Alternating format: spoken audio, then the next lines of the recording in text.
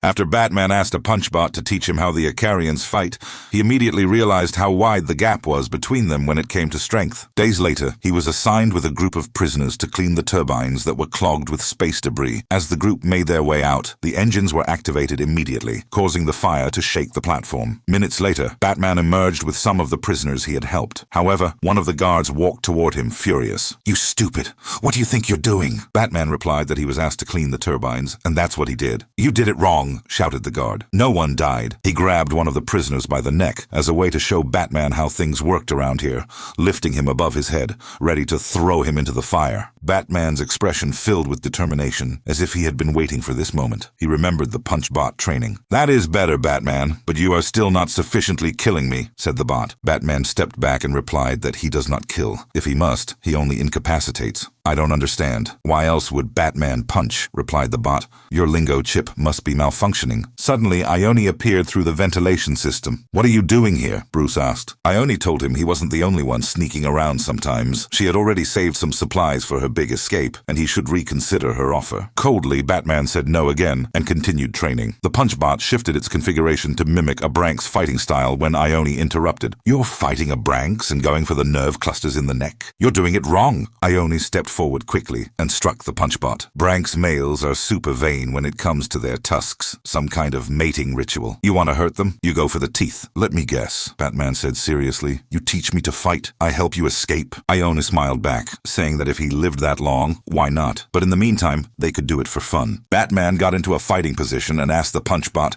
how he could defeat a Tamaranian. Before the robot could answer, Ioni punched him. "No, this fight. You fight on your own." Back in the present, Batman followed Ioni's training. He went straight for the teeth, throwing the guard off balance, then grabbed his own weapon and struck him directly in the face, knocking him out. In seconds, the corridor filled with guards, ready to take him on. The rest of the prisoners could only see him as a hero, echoing his name among themselves. As he prepared for the next encounter, another flashback crossed his mind. Ioni lunged at him, striking him in the chest. "Stop thinking about where you were and think about where you are." Batman punched back. "What about you? Why is a bounty hunter sentenced to death by the people she hunts for? I know you secretly give food to the weakest and hungriest prisoners." As they keep training, Ioni told him that if he wanted to know her story, he would have to beat her first. As the two rested, she handed Batman a bottle of rum. He said he didn't drink. Raising an eyebrow, she looked at him and added, "Don't drink, don't kill. Hell, next you'll tell me you don't use guns." After a long pause, she laughed, saying he clearly picked the wrong galaxy. Back in the present, Batman sat in his cell. The other prisoners didn't dare approach him. Ioni appeared, smiling. "You put up a hell of a fight. I heard it took 36 stormers to bring you down." "Took 4 for me," she adds, sadness in her eyes. "But who's keeping score?"